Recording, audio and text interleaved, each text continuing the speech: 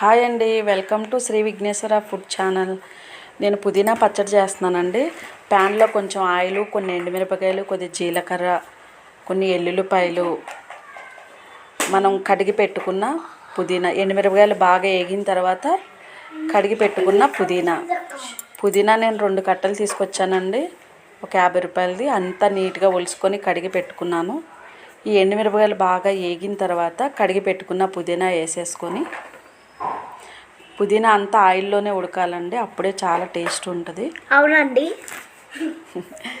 పుదీనా బాగా ఉడికిన తర్వాత, ఆయిల్లో ఫ్రై అయిన తర్వాత అందులో కొంచెం చింతపండు,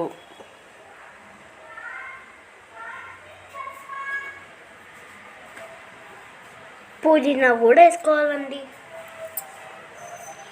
కొంచెం బాగా కలుపుకొని అందులో కొంచెం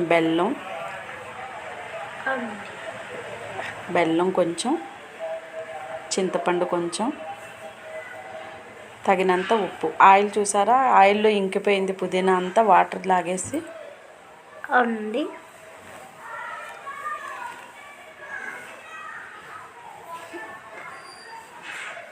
ఇందులో కొంచెం తగినంత ఉప్పు వేసుకొని, ఉప్పు వేస్తే ఆకుకూరలో ఉన్న వాటర్ కూడా బాగా పైకి తేలుతుందండి.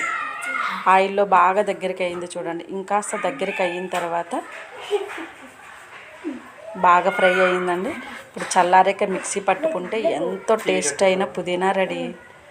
ఇది వేడివేడి అన్నంలో పిల్లలకి వేసి పెడితే చాలా చాలా మంచిదండి. ఆకలి పుడుతుంది పిల్లలకి. అవునండి. మిక్సీలో పట్టేసి, దీనికి తాలింపు ఏం అవసరం లేదండి. ఇలాగే వేడివేడి అన్నంలో తీసుకొని తింటే మీరు మళ్ళీ మళ్ళీ ఇదే వండుకుంటారు.